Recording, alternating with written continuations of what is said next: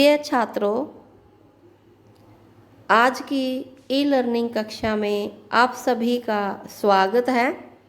आज हम सगुण भक्ति काव्य धारा के राम भक्त कवि तुलसीदास जी का जीवन परिचय एवं साहित्य परिचय करेंगे। तुलसीदास जी का जन्म 1532 में व देहांत 1623 में हुआ। तुलसीदास जी का जीवन परिचय। गोस्वामी तुलसीदास राम काव्य परंपरा की मणिमाला के सुमेरु हैं।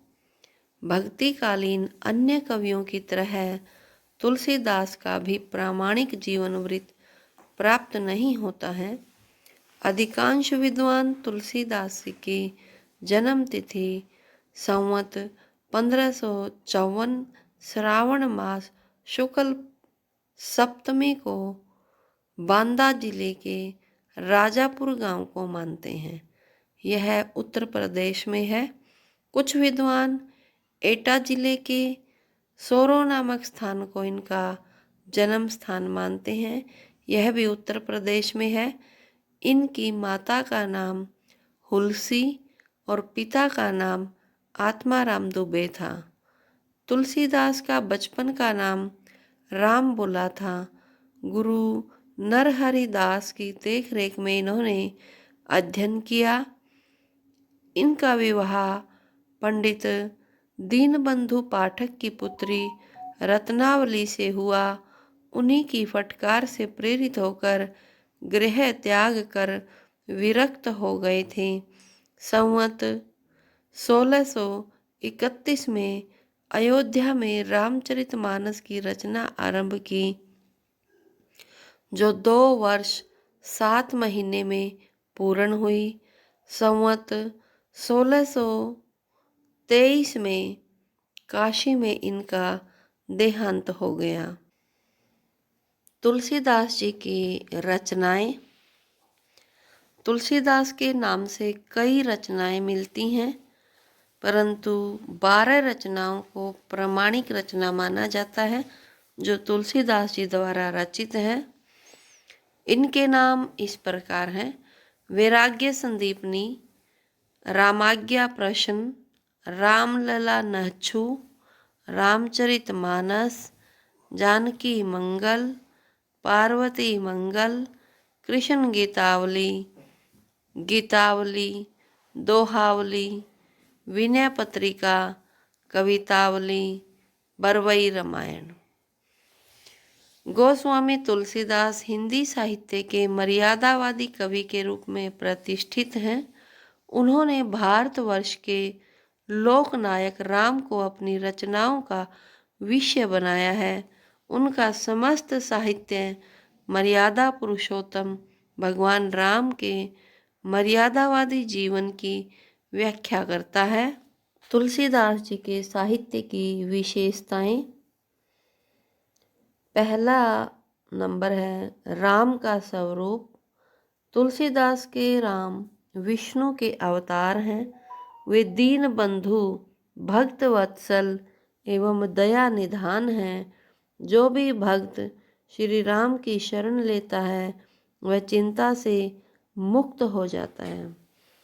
अतः तुलसीदास जी जो हैं वह विशिष्ट द्वैतवाद के समर्थक थे।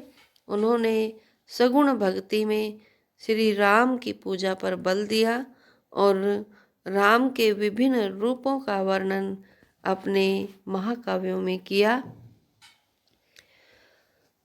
प्रबंधात्मकता। तुलसीदास ने प्रबंध, मुक्तक, गीति सभी प्रकार के काव्यों की रचना की है, किंतु उन्हें कीर्ति प्रबंधात्मकता में प्राप्त हुई है।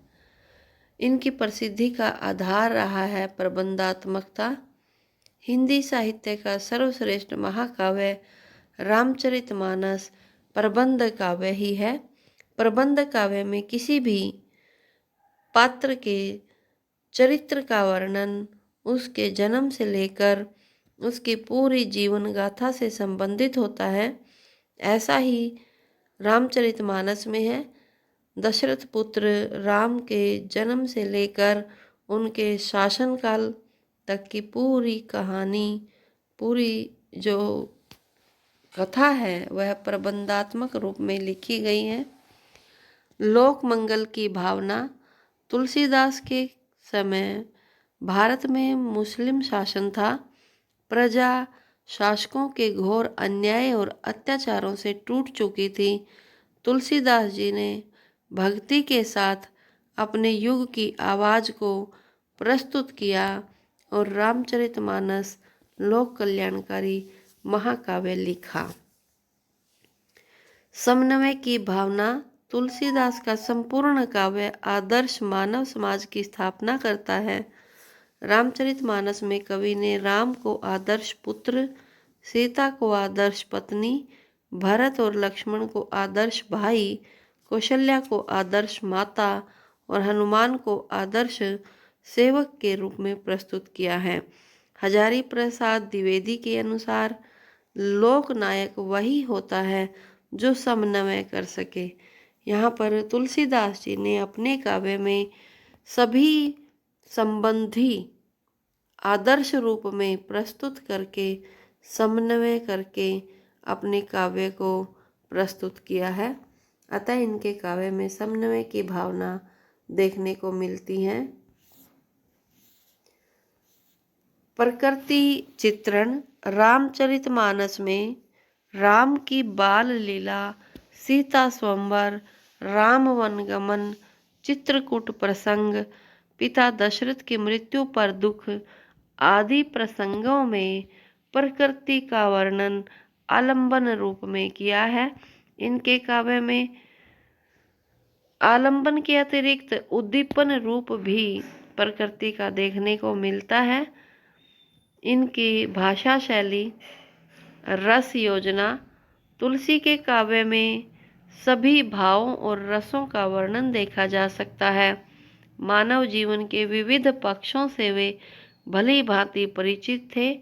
भक्ति की प्रधानता के कारण उनके काव्य में शांत रस सर्वत्र है।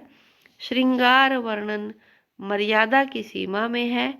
वीर, अद्भुत, भयानक, भक्ति, वात्सल्य आदि सभी रसों का समावेश इनके काव्य में है। भाषा। इनके काव्य की मुख्य भाषा अवधी रही है।